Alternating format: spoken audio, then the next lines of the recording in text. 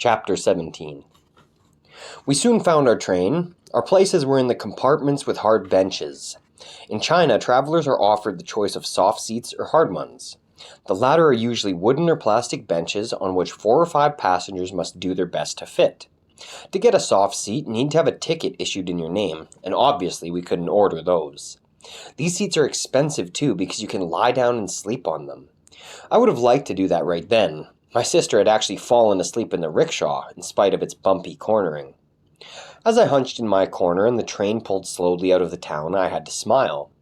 What we were going through was just like a thriller. I'd actually read one like this once, only the police had been hunting a serious criminal who always seemed to know how to trick them.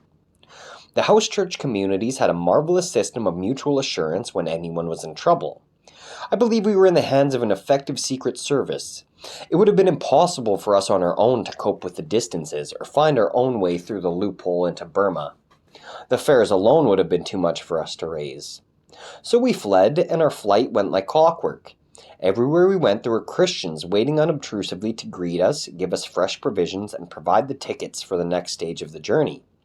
Not until much later did we discover that our escape had been made possible by the German charity AVC, Aktion für Verfolgte Christen und Notleidende, Action for Persecuted and Needy Christians, and their partners in China. We wouldn't have got out of China without these people. The landscape became more mountainous. We couldn't see very far ahead. The train snaked between deeply cut valleys. We passed steep mountainsides, wooded to their very peaks. Some of them were so steep that I had to kneel down by the window to be able to make out the top. I was sure that no one could have climbed them yet. I would gladly have got off the train and tackled the ascent, but I had grown so stiff on the long journey that I probably would have worn myself out on such a mountain. Suddenly it dawned on me again that I had to leave all this. Burma might well be a beautiful country too, but we would not be able to stay there. Where would our journey end? Would we ever find a new home? In Singapore, Korea, or America maybe? Or maybe we would be seized and thrown into a Chinese jail. Might we be separated from our mother, tormented and tortured because they wanted to get information about my father out of us? Or would we be shot while on the run? What would become of me if they shot my mother and Yiling and I alone was left alive? What would I do then? I certainly didn't know where I could find Christians who would help me further. What kind of language did they speak in Burma? I knew only Chinese and a few Chinese dialects. A dreadful anxiety arose in me. It crushed me like a lead weight, and I actually felt sick with fear. I prayed, but it didn't help. I breathed as if I'd just run a 1,000-meter race. Sweat ran from all my pores. I had to rush to the dirty toilet to throw up. I felt like death and even thought that it might be best for me to be shot immediately. Should I jump out of the train? Should I tell the conductor what we were planning so that everything would be over? When I returned, I saw at once that Mum knew what was wrong with me. There was a deep sadness in her eyes, but she couldn't comfort me. We couldn't even talk about my fears. There were just too many people crammed into our compartment. I longed for her to give me an encouraging word or whisper a prayer with me, but we couldn't risk it. I sat down next to her, and she laid her hand on my head. I knew that she was uttering a silent blessing over me. At this, I was unable to hold back my tears, although I felt very ashamed to be crying in front of the other passengers.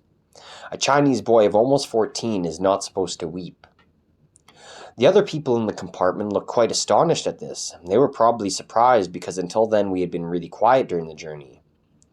But my mother's quick wits came to the rescue again, and she comforted me quietly with these words, "My boy, don't be sad. Your grandfather is with the ancestors now, and we shall make an offering for him when he's buried."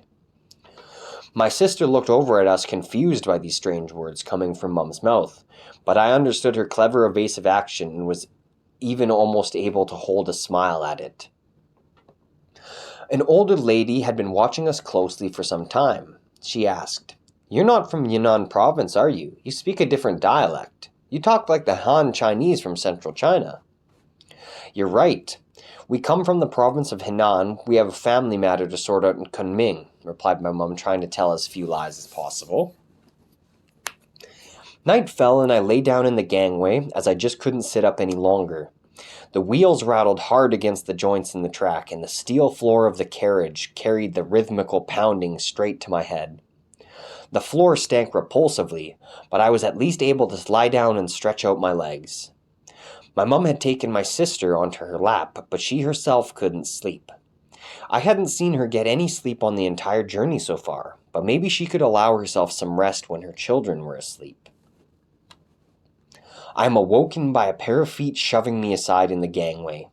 It isn't someone needing the toilet, but officials in uniform wanting to check the passengers' papers. Although my mother hasn't told us everything, I know that we have no official papers. Not everyone in China has their papers on them, but anyone who wants to go abroad has to have a passport. We don't have any, but at first no suspicions are aroused. But then the police demand our papers and want to know exactly where we have come from and where we are going. Because my mum isn't able to give a clear answer, the policemen threaten to throw her off the train at the next station and say that our background will be investigated carefully at the police station. Then the older lady opposite intervenes and explains effusively to the police that my mother is only a simple woman and that her circumstances are poor. She is a respectable farmer's wife and only wants to bury her father in Kunming and then travel home again. The children are so upset by the death of their grandfather that they already have enough of a weight of sorrow to bear. The policemen should show themselves to be on the side of the simple people as they had been in Mao's time, and should not be pestering respectable farmers who work the land for everyone's benefit. Imagine that your father had just died. You would have fog in your brain too and would want people to leave you in peace, so leave us alone here and do what you have to do somewhere else. The officers are visibly impressed by this and clamber away over the suitcases, packages, and people that are blocking the gangway. So that's what angels look like, I think to myself. My mum nods over at the lady who winks back at her while a hint of a smile plays around her lips.